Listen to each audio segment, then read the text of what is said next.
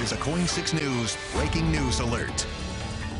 Excessive heat warning has now been extended. 5 people presumed dead from this heat wave so far in Oregon.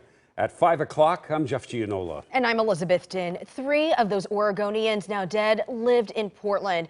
And tonight we're bringing you team coverage. We're asking more tough questions about the local emergency response, also water safety and outreach efforts. First to our Elise Haas, who pressed the mayor today and Multnomah County leaders on their response to the heat with word that 5 Oregonians have died, 3 locally. Elise?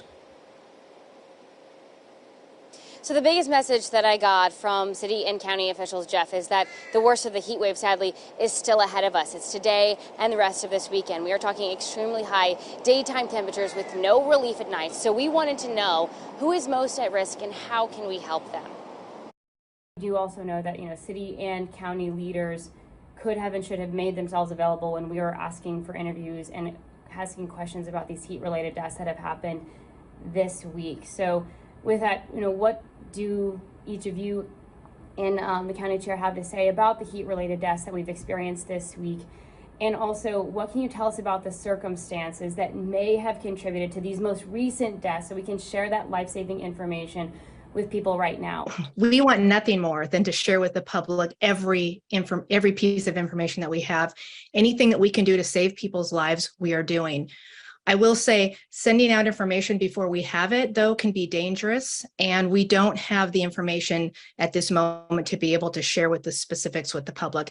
At this moment in time, we have a scant amount of details. The medical examiner's office is very, very careful about these investigations, and they have told us before today about 3 cases that they're investigating as likely hyperthermic deaths.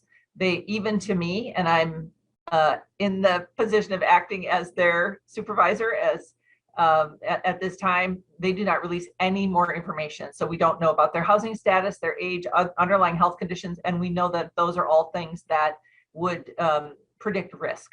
Last year, the deaths that we experienced were concentrated in certain types of living situations.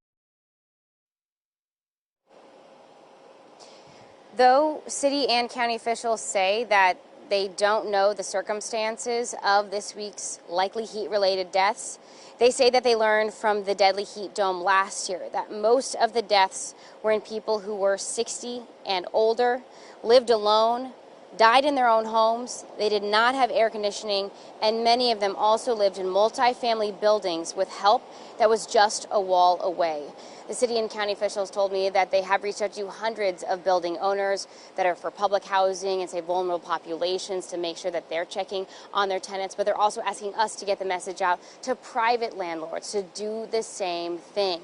City and county officials have sent out calls and text messages to residents to make sure that they have the resources. I received one of those calls today, but at the same time, they are also imploring each and every one of you to reach out to somebody who you know who may be in a vulnerable situation or in that vulnerable group.